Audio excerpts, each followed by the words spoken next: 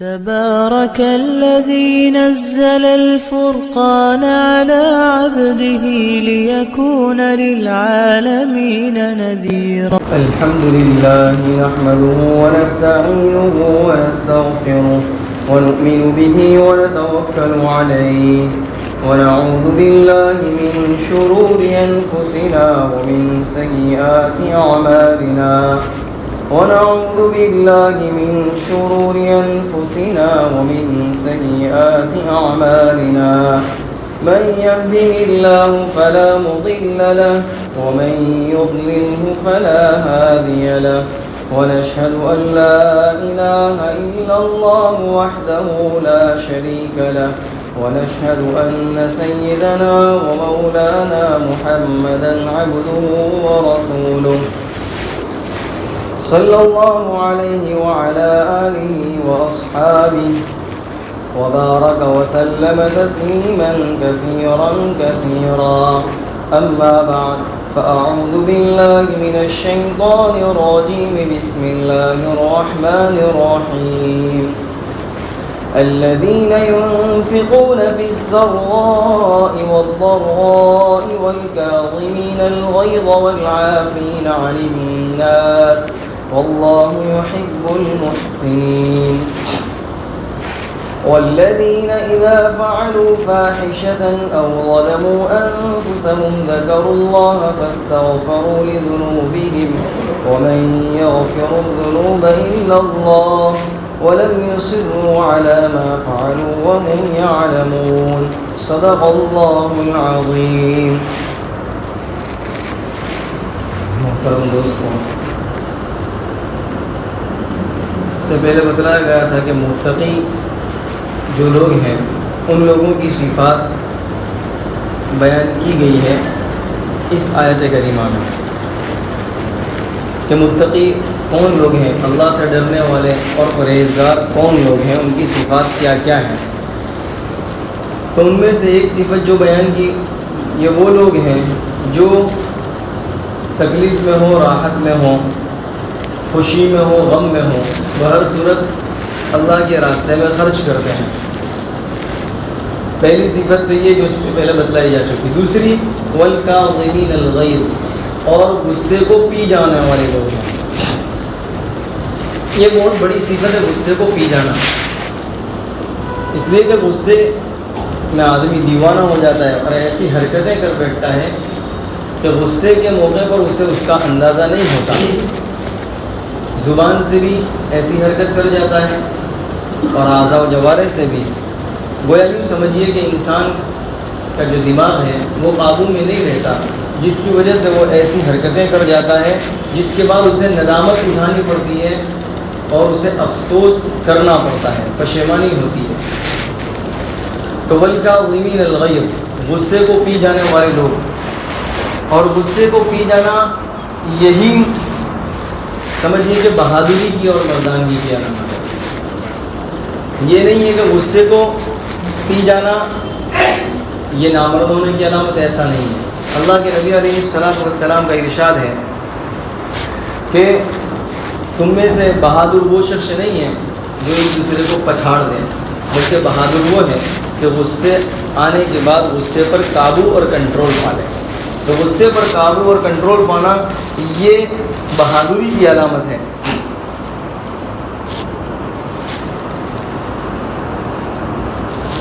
اللہ تبارک و تعالیٰ قیامت کے روز اعلان کرے گا کہ وہ لوگ کھڑے ہو جائیں کہ جن کا مجھ پر حق ہے. چنانچہ وہ لوگ کھڑے ہوں گے کہ جن پر دنیا میں ظلم کیا گیا ہوگا اور انہوں نے برداشت کر کے وہ اپنے غصے کو کنٹرول کر لیا ہوگا اور معاف کر دیا ہوگا. اسی طرح بعض روایتوں میں یہ بھی آتا ہے، اللہ تعالیٰ فرماتا ہے اے ابن آدم، تو غصے کے وقت تو مجھے یاد رکھ. یعنی یاد رکھنے کا مطلب کہ غصے کے وقت اللہ تعالیٰ نے جو احکام دیے ہیں، کیونکہ ظاہر ہے جب غصہ آئے گا تو اس میں احکام کو انسان بھول جائے گا اور احکام کی بجاوری نہیں کر پائے گا غصے کے وقت. تو تم جو مجھے غصے کے وقت یاد رکھے گا تو میں تجھے بھی غصے کے وقت یاد رکھوں گا، یعنی ہلاکت کے موقع سے ہلاکت سے بچا لوں گا. اب ظاہر ہے جب غصہ آتا ہے تو تو غصے کے موقع پر زبان کنٹرول نہیں رہتی. عام طور پر دیکھا ہوگا, ویسے پہلے تو سنتے تھے کہ دو عورتوں کی اگر لڑائی ہو جائے تو ایک عورت دوسری عورت کے بارے میں ایسی بات کہے گی کہ پوری پول والوں کو ایسی بات بھی معلوم نہیں ہوگی کہ اس نے زندگی میں بھی ایسا کیا ہے یا نہیں کیا ہے, گویا کہ پورا ننگا کر دیا جائے گا. الف سے لے کر یا تک اس کی ساری جو کچی چٹی جو عیب ہیں, جتنی غلطیاں ہیں, برائیاں ہیں, وہ سب بیان کر دی جائے گی غصے کے موقع پر. اور عام طور پر ایسا ہی ہوتا ہے, مردوں میں بھی اب تو ایسا ہی ہوتا ہے. اگر لڑائی جھگڑا ہو جائے اور لڑائی جھگڑے میں غصے کے عالم میں پھر اس کی پوری کہ تو نے یہ بھی کیا تھا, تو نے یہ بھی کیا تھا, ساری چیزیں کھول کر رکھ دی جاتی ہیں. تو اللہ تعالیٰ فرماتا ہے اسی کو کہ غصے کے وقت تو مجھے یاد کیا کر, ہے نا, حکم کے خلاف نہ کیا کر, اللہ کے حکم کو پامال نہ کیا کر, اس کو بجا لایا کر, تو میں بھی غصے کے وقت تجھے بھی یاد رکھوں گا, یعنی ہلاکت کے موقع سے ہلاکت سے بچا لوں گا. حضرت امام اعظم ابو حنیفہ رحمۃ اللہ علیہ, ان کا بھی واقعہ بڑا مشہور ہے کہ بڑے حلیم تھے, بردبار تھے اور غصے کو پی جانے والے لوگ تھے. ایک مرتبہ راستے سے گزر رہے تھے کہ کسی نے گالی گلوچ کی, آپ کو برا بھلا کہا. آپ گھر گئے اور گھر جا کر جو ہے ایک خان درہم سے بھر کر اس کے گھر گئے اور دستک دی, اور آپ نے جو ہے درہم سے بھرا ہوا وہ خان تھا تھیلا, وہ اسے دے دیا اور کہا کہ تو نے مجھ پر احسان کیا, اس کا بدلہ. ظاہر ہے ویسے جب کوئی برائی کرتا ہے تو یہ برائی کرنے کے نتیجے میں کوئی فائدہ تو ہے نہیں, بلکہ اور مزید جو برائی کرنے والا ہے اسی کا نقصان ہے نا. عام طور پر دو ملتے ہیں اور تیسرے کی برائی ہوتی ہے, تو دونوں کے ملنے سے تیسرے کی برائی سے دونوں کا کوئی فائدہ نہیں, دونوں کا تو نقصان ہی ہے. کیا نقصان ہوا کہ کوئی نیکی تو کی نہیں, جو نیکی کی تھی وہ بھی اس کے کھاتے میں ڈال دی. سیدھی بات ہے, یہ تو نقصان ہی ہوا. اس نقصان کا کسی کو احساس ہی نہیں ہے. جہاں دو ملے, دو ملنے کے بعد تیسرے کو ننگا کرنا شروع کر دیا الف سے لے کر یار تک. نتیجہ کیا ہوا, نیکی تو نہیں کی, مزید نیکی نہ کر کے گناہ دوسری اور مول لی اور اپنی نیکی دوسرے کے کھاتے میں ڈال دی. تو کہنے لگے کہ تو نے مجھ پر احسان کیا, اس کا یہ بدلہ دیا. اس پر اتنا اثر ہوا کہ اس نے پھر توبہ کی اور معافی بھی مانگی. ایک اور واقعہ بھی ہے کہ ان لوگوں نے اپنی انا کو ختم کر دیا تھا. ویسے گھمنڈ, تکبر بڑی خطرناک چیز ہے کہ انسان اسی کے اندر بہت سی چیز یہی چیز ہے کہ جس کی وجہ سے اچھے کام سے بھی رک جاتا ہے. گھمنڈ اور تکبر کی وجہ سے شیطان کو بھی تکبر ہی لے ڈوبا تھا. ابا واستکبر, شیطان نے بھی تو انکار کیا, اس کی وجہ بھی اللہ نے بتا دی, تکبر کی. تو ان لوگوں نے اپنے آپ کو ختم کر دیا تھا, اپنے نفس کو ختم کر دیا تھا. بڑا تفصیلی واقعہ مختصر بتلاؤں کہ ایک آدمی نے جانچنے اور پرکھنے کے لیے, دونوں میں بحث ہو گئی تھی کہ یہ بہادر ہے یا نہیں اور غصے کو پی جانے والے, کنٹرول کرنے والے ہیں نہیں, ایسی بحث چڑھ گئی تھی. چیک کرنے کے لیے امام صاحب کے یہاں گئے. اب امام صاحب کا ایک شیڈول بنا ہوا تھا, پوری رات عبادت کی, 40 سال تک اس طرح گزاری کہ آپ نے رات کے وضو سے صبح کی نماز ادا کی. 40 سال تو آپ پوری رات اللہ کی عبادت کیا کرتے تھے, اور آپ کا شیڈول تھا درس دینے کا اور سونے کا, عبادت کرنے کا, عبادت کا, ہر ایک کا ایک شیڈول بنا ہوا تھا. یہ نظام الاوقات تھا اور مسئلے پوچھنے کے وغیرہ. اب یہ آدمی جو ہے, آپ کا جو سونے کا وقت تھا, ظاہر ہے آپ کا سونے کا وقت ایسا نہیں جیسا ہم سوتے 12 14 گھنٹے, ایسا نہیں تھا. جیسے کہ بتایا نا پوری رات جاگتے تھے, اور پھر صبح کا ایک پورا شیڈول تھا. تو آپ کا جو سونے کا وقت تھا یہ اسی وقت گیا. آپ جیسے ابھی سونے کے لیے گئے تھے روم میں, کمرے میں, حجرے میں, اور یہ آدمی سیڑھی چڑھا اور سیڑھی چڑھ کر دستک دی. اب امام صاحب باہر آئے, پوچھا کیا بات ہے, کہیں مسئلہ پوچھنا. حالانکہ مسئلہ پوچھنے کے لیے ایک وقت تھا, یہ کوئی مسئلہ پوچھنے کا وقت نہیں تھا. اب ظاہر ہے جب ایک شیڈیول طے ہو اور کوئی ایسے وقت پر اٹھانا آ جائے تو انسان کو غصہ تو آتا ہی ہے. اور پھر اتنا ہی نہیں, کہنے لگا کہ مسئلہ پوچھنا ہے. پھر کہنے لگا میں تو بھول گیا, سیڑھی چڑھا تو سیڑھی چڑھتے چڑھتے پتہ نہیں میں تو بھول گیا, بس چلا گیا. امام صاحب نے کچھ نہیں کہا, سو گئے. ابھی تو سوئے ہوئے تھے, 5 منٹ بھی نہیں ہوئی تھی, پھر واپس دوبارہ آیا, سیڑھی چڑھ کے پھر دوبارہ آیا اور دروازے پر دستک دی. دستک دے کر کہنے لگا, پھر امام صاحب واپس باہر آئے. کیا ہوا؟ کہ وہ مسئلہ پوچھنا تھا, یاد آ گیا. وہ مسئلہ پوچھنے کے لیے پھر آیا, دوسری مرتبہ ایسا کہ وہ مسئلہ. پھر کہنے لگا کہ میں بس آدھی سیڑھی چڑھا, پھر بھول گیا. اس طرح کر کے اس طرح امام صاحب پھر بھی برہم نہیں ہوئے, غصے نہیں ہوئے. پھر 5 منٹ 10 منٹ ہوئی, دوبارہ آیا اور آ کر امام صاحب کو پھر دوبارہ اٹھایا. امام صاحب دوبارہ آئے اور آ کر کہنے لگا کہ وہ مسئلہ مجھے یاد آ گیا. کہو کیا مسئلہ ہے؟ اور مسئلہ بھی ایسا پوچھا کہ نہ غصہ آنے والے کو بھی غصہ آ جائے. کہا کہ جو گوبر ہوتا ہے دودھ وہ کیسا ہوتا ہے, میٹھا ہوتا ہے کہ تیکھا ہوتا ہے؟ مسئلہ بھی ایسا پوچھا. یہ کوئی مسئلہ بھی نہیں تھا, ایسا مسئلہ یعنی نہ آنے والے کو غصہ, نہ آنے والے کو بھی غصہ آ جائے اور ایک دو تماچا بھی رسید کر دیں. لیکن امام صاحب نے کہا کہ جو اگر مکھی جس پر بیٹھے تو وہ میٹھا. اب وہ کہنے لگا کہ آپ نے چکھا, پہلے تو یوں کہتا ہے مسئلہ بتانے کے بعد تو آپ نے چکھا بھی ہے اس طرح, کیونکہ مکھی جو ہے تو پھر آپ نے فرمایا مکھی جو ہے جس اوپر پر بیٹھے وہ میٹھا اور نہ بیٹھے وہ تیکھا, اس طرح کر کے. خیر, تو آپ نے یہ مسئلہ مطلب یہ ہے, تو پھر اس نے یہ قرار کیا کہ نہیں امام صاحب جو ہے وہ بڑے حلیم اور بردبار ہیں. غرض یہ کہ یہ لوگ تھے, ایسے اللہ والے بھی ہیں کہ غصے کو پی جانے والے لوگ ہیں. تو علی رضی اللہ تعالیٰ کا واقعہ بھی منقول ہے کہ آپ کے یہاں تو مہمان آیا ہی کرتے تھے. ایک مرتبہ ایک مہمان آئے, آپ نے باندی سے کہا کہ لاؤ ان کے لیے کچھ جو بھی موجود ہو. تو جو شوربہ پڑا ہوا تھا وہ گرم کیا اور گرم کر کے حضرت علی رضی اللہ تعالیٰ کے پاس لانے لگی. جو مہمان بیٹھے تھے ان کے پاس لانے لگی تو جو دروازہ تھا وہاں اس کا پیر کھٹکا اور وہ جو گرم شوربہ تھا وہ اس کے کچھ چھینٹے وہ گرا, اس کے چھینٹے حضرت علی رضی اللہ تعالیٰ پر آئے. اب ظاہر ہے جب گرم شوربہ ہو اور اس کے چھینٹے اور وہ جسم پر لگے تو ظاہر ہے غصہ آتا ہی ہے. آپ کو غصہ آیا, آپ کو جیسے ہی غصہ آیا, کیونکہ یہ باندھی بھی حضرت علی رضی اللہ تعالیٰ عنہ کی باندھی تھی, جیسے یہ ایسی باندھی بھی تھی. تو باندھی نے جیسے دیکھا تو فوراً یہ آیت کریمہ پڑھی وَالْكَاظِمِينَ الْغَيْظَ, کہ متقی اور نیک لوگ پرہیزگار تو وہ ہوتے جو غصے کو پی جاتے ہیں, پی جانے والے لوگ ہیں. فوراً آپ کا غصہ ٹھنڈا ہو گیا. یہ حضرت صحابہ کرام کی ایک خصوصیت بھی تھی کہ جب کبھی آیت کریمہ پیش کی جاتی, تلاوت اللہ اور اس کے رسول کا فرمان, اس کے سامنے اپنی دلیل اور لوجک نہیں پیش کرتے تھے. یہ ان کی خصوصیت تھی, یہی ان کی کامیابی کی, یوں سمجھو کہ ان کی کامیابی کا جو راز ہے وہ یہی راز ہے کہ یہ آگے جو بڑھے اور آدھی دنیا تک کو فتح کیا اور قیامت تک ان کا نام لیا جائے گا. اور یہ ایسی جماعت, پاک باز جماعت, اس کی واحد جو بنیادی وجہ اور راز اللہ اور اس کے رسول کی مان لینا اور اپنی نہ چلانا, یہی ان کی چیز تھی. حضرت علی رضی اللہ تعالیٰ کے سامنے جب یہ بات پیش کی گئی قرآن کریم کی, غصہ ٹھنڈا ہو گیا. اس نے دیکھا کہ ابھی موقع ہے تو فوراً کہنے لگی والعافین عن الناس, کہ وہ تو لوگوں کو معاف کرنے والے ہوتے ہیں, درگزر کرنے والے ہوتے ہیں. تو آپ نے جو ہے باندھی کو معاف بھی کر دیا کہ جب میں نے تجھے معاف کر دیا. اور پھر اس نے دیکھا کہ موقع تو بہت اچھا ہے, دو آیت تو پڑھ لی, دو صفات تو بتلا دی. واللہ یحب المحسنین, اللہ تعالیٰ نیکی کرنے والوں کو پسند کرتا ہے, ان سے محبت کرتا ہے. حضرت علی رضی اللہ عنہ نے اس کو آزاد بھی کر دیا, جا میں نے تجھے اللہ کے نام پر آزاد کر دیا. تو یہ ہے یہ غصے کو پی جانے والے لوگ. تو غصے کو پی جانا یہی اصل چیز ہے. ویسے دیکھیے ایسا نہیں ہے کہ غصہ آنا ہی نہیں چاہیے, یہ بھی نہیں ہے. ہر بات پر غصے کا آنا, اب یہ کہ غصہ کب آیا, وہ غصے کو کیسے نکالنا, یہ بھی الگ چیز ہے, اور تفصیل بڑی لمبی ہو جائے گی. غرض یہ کہ جب غصہ آئے اپنی ذات کا, جہاں تک معاملہ ہو اپنی ذات کا, وہاں یہ بات ہے. جہاں دین اور شریعت کا معاملہ ہو تو وہاں غصہ نہ کرنا بھی پھر یہ تو بے وقوفی اور بے عقلی کی بات ہے.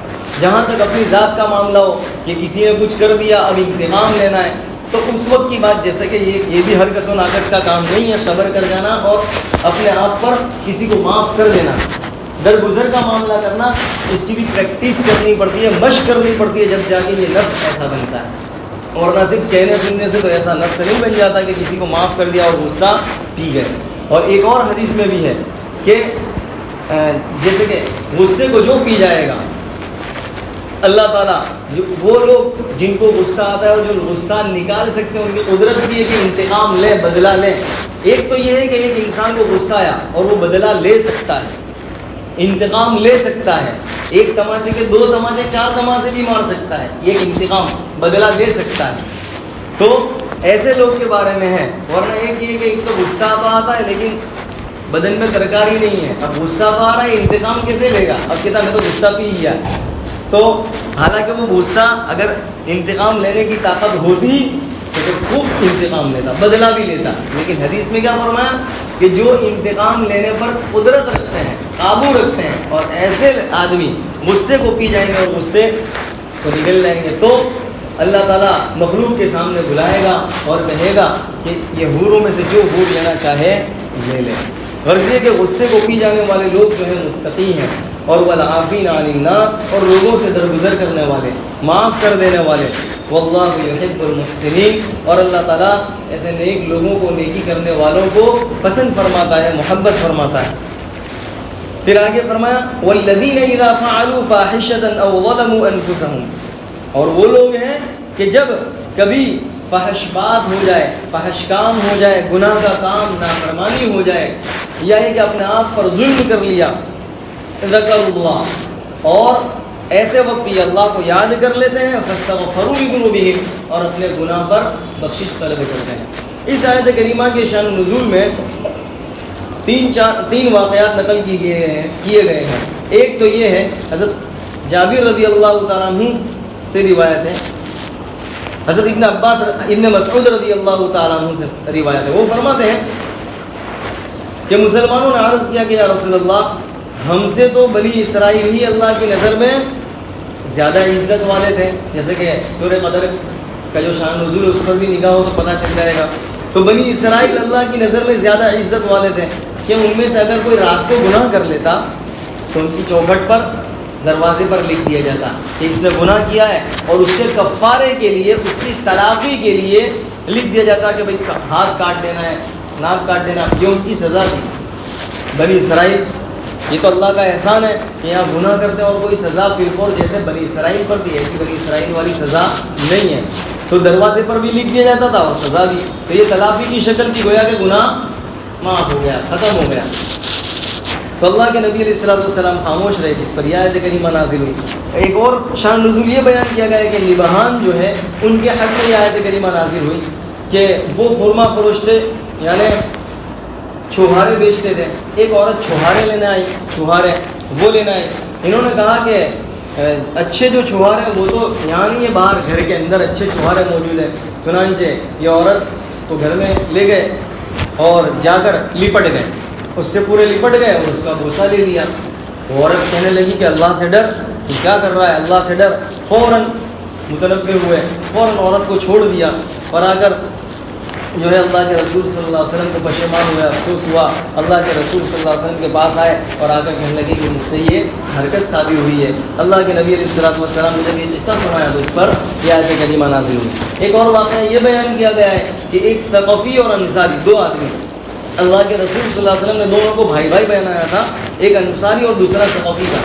تو ثقفی جو ہے وہ جہاد کے لیے گئے ہوا تھا، اور یہ انصاری کو، جو انصاری تھے، ان سے کہا گیا تھا کہ تم میرے گھر کی نگرانی کرنا، میرے بال بچوں کا خیال کرنا. یہ کہہ کر وہ چلا گیا.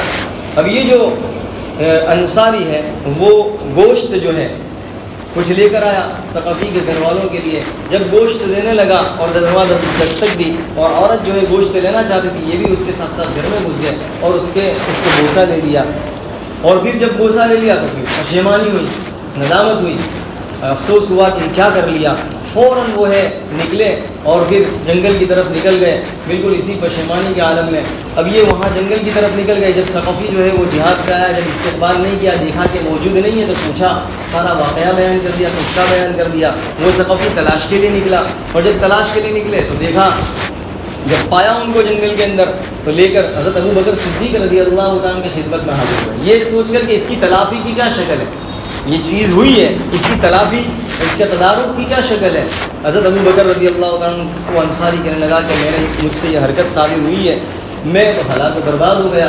اب وہ حضرت ابو بکر صدیق رضی اللہ عنہ کہنے لگے کہ کیا تجھے یہ معلوم نہیں تھا کہ اللہ تبارک و تعالیٰ غازی اور مجاہد کے حق میں کتنی حمایت کرتا ہے، اتنی تو مقیم کے حق میں بھی حمایت نہیں فرماتا.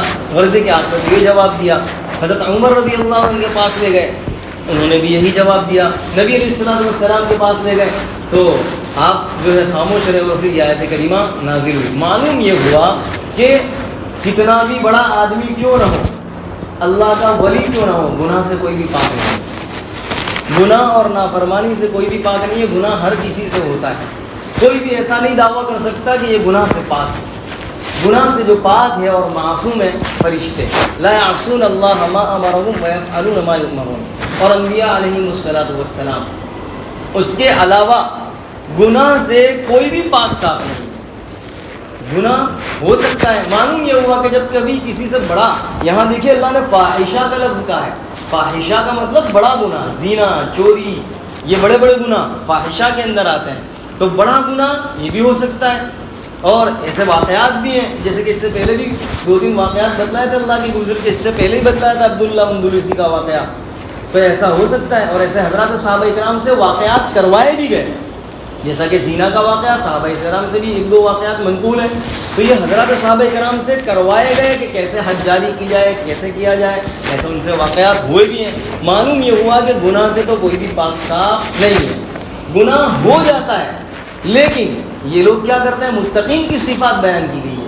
اگر کبھی گناہ ہو گیا نفس کے غلبے کی وجہ سے، شیطان کے دھوکے میں آ کر اور نفس کے دھوکے میں آ کر اور کبھی خواہشات کے غلبے کی وجہ سے گناہ اگر ہو گیا، ذکر اللہ، فوراً اللہ کو یاد کرتے ہیں، اللہ کی عظمت، اللہ کی بڑائی، اللہ کی کبریائی اور اللہ کے احسانات کو یاد کرتے ہیں کہ میں نے اس رب کی نافرمانی کر لی کہ جس رب نے مجھے اتنا کھلایا، اتنا پلایا اور اتنے انعامات تھے. ذکر اللہ، فوراً اللہ کو یاد کر لیا.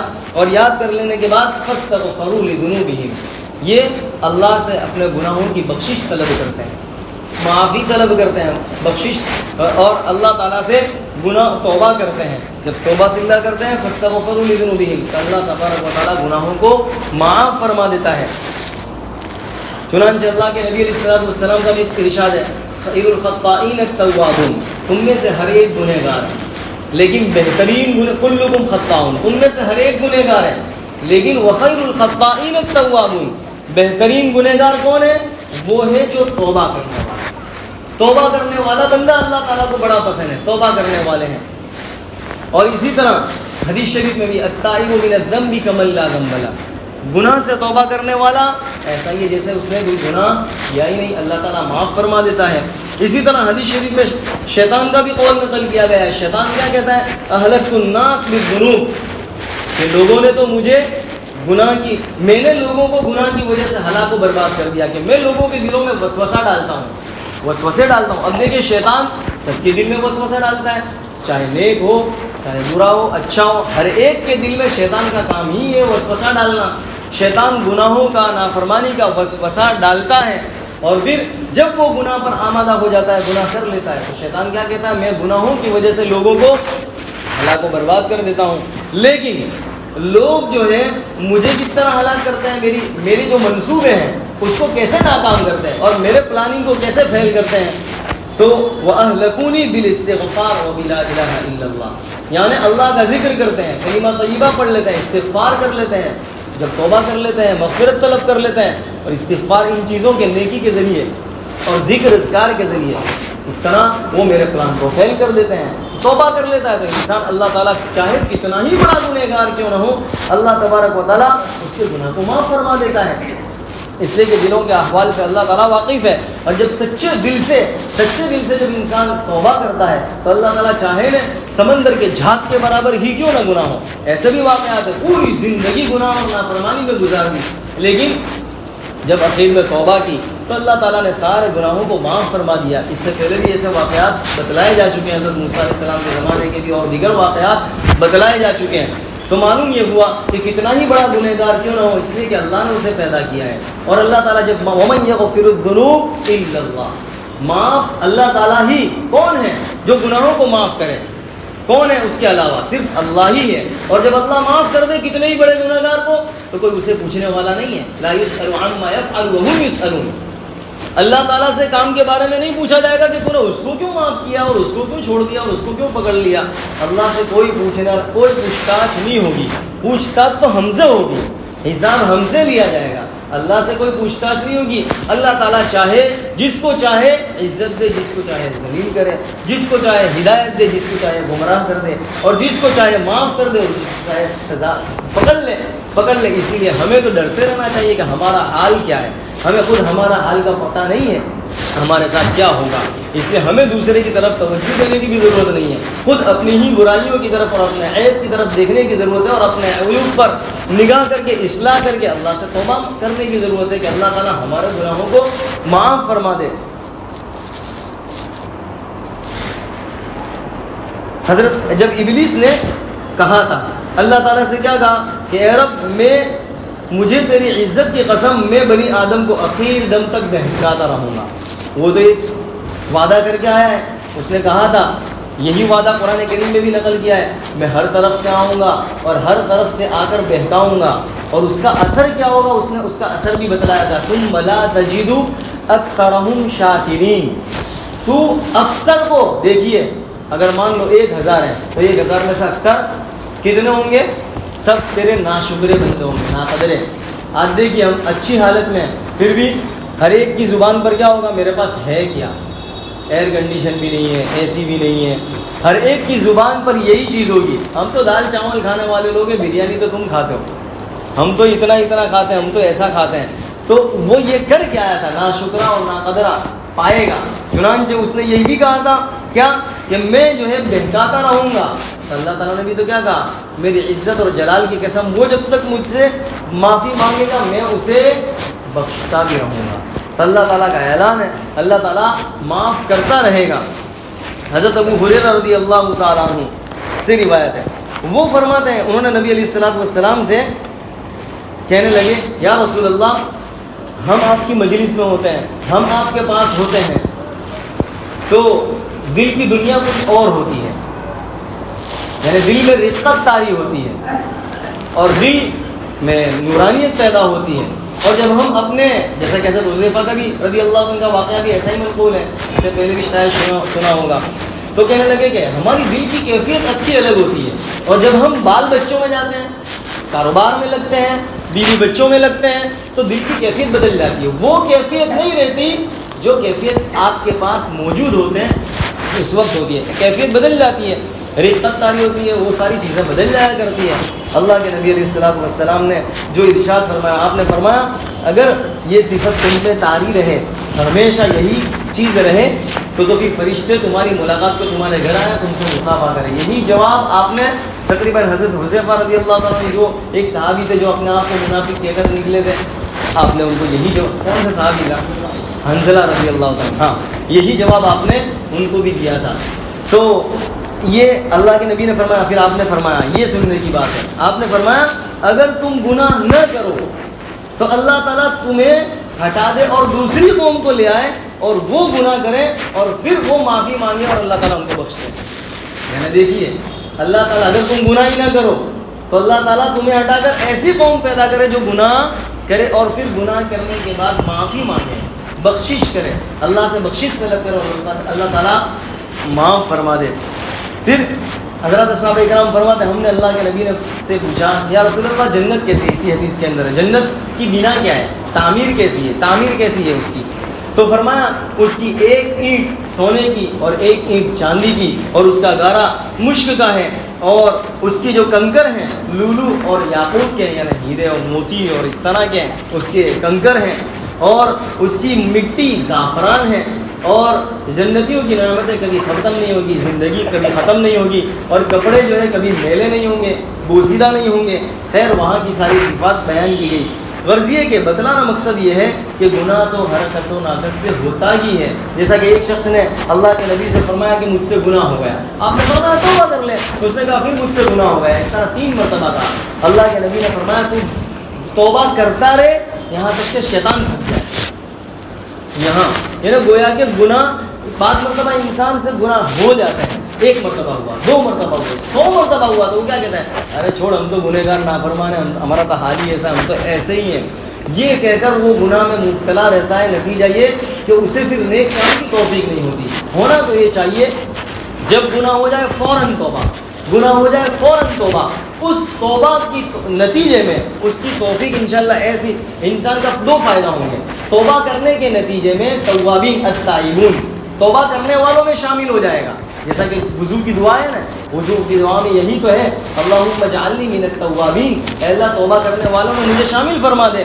تو اس کا ایک فائدہ یہ ہوگا کہ یہ توبہ کرنے والوں میں شامل ہو جائے گا, اور دوسرا فائدہ یہ ہوگا ایک وقت آئے گا کہ اس گناہ کے بارے میں اس کے دل میں نفرت پیدا ہو جائے گی, پھر وہ اس زندگی بھر اس گناہ کو نہیں کرے گا. یہ اس کا ایک دوسرا فائدہ ہوگا. تو ہونا یہ چاہیے کہ جب کبھی گناہ ہو جائے فوراً توبہ، لیکن توبہ سچے دل سے ہونی چاہیے، جیسا کہ آگے آ رہا ہے وَلَمْ يُصِرُّوا عَلَى مَا فَعَلُوا وَهُمْ يَعْلَمُونَ، کہ یہ لوگ دیکھیے ایک شرط جو توبہ کی شرطوں میں سے ایک شرط یہ بھی ہے جس کو یہاں بیان کیا، یہ لوگ مصر نہیں رہتے، جمے نہیں رہتے ایسے کاموں پر، یعنی جو گناہ کی نافرمانی کے کام ہیں اگر ہو گیا ایک مرتبہ تو توبہ کر لی، 2 مرتبہ تو توبہ کر لی، یعنی جمے نہیں رہتے، ایسا نہیں کہ بس اس پر جمے رہو اور مصر رہو۔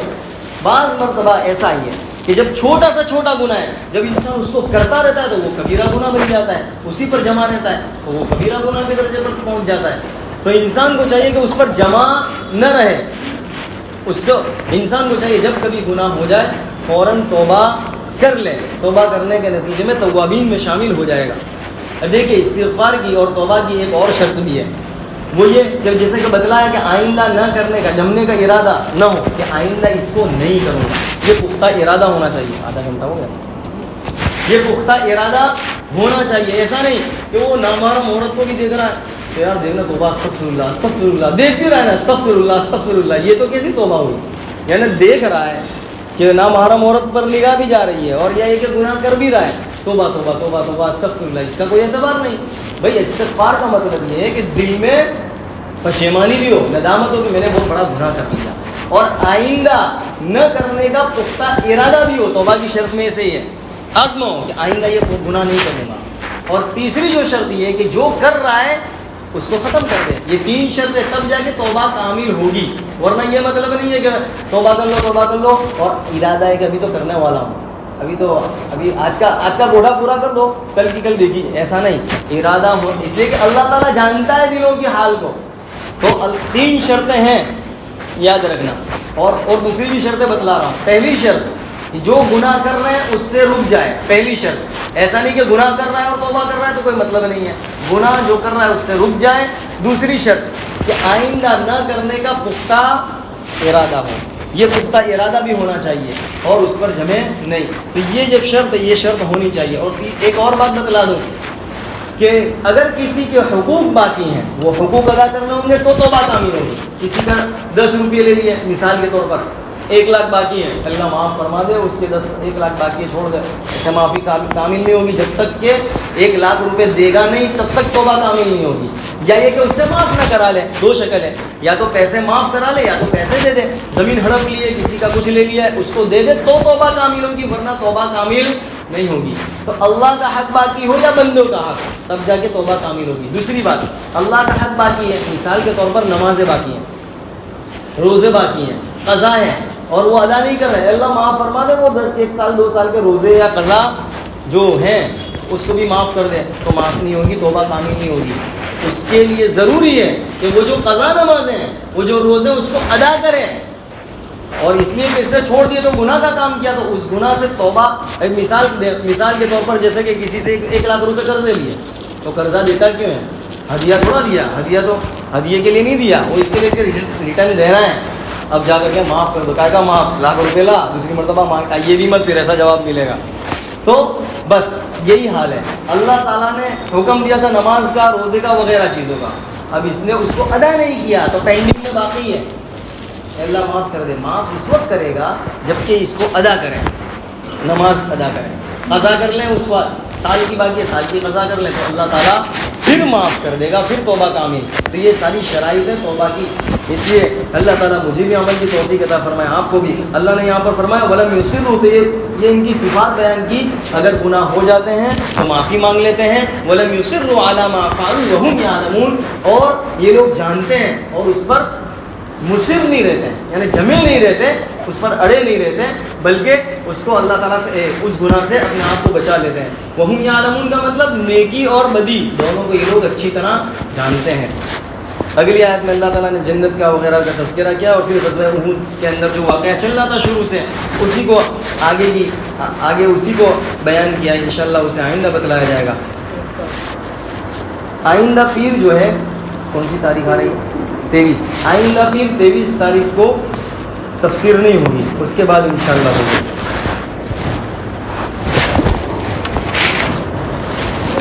سبحانك اللهم وبحمدك وتبارك اسمك وتعالى جدك ولا إله غيرك اللهم صل على محمد وعلى آل محمد كما صليت على إبراهيم وعلى آل إبراهيم إنك حميد مجيد. اے اللہ ہمارے گناہوں کو معاف فرما، خطاؤں سے درگزر فرما. اے اللہ تمام گناہوں سے معاف فرما.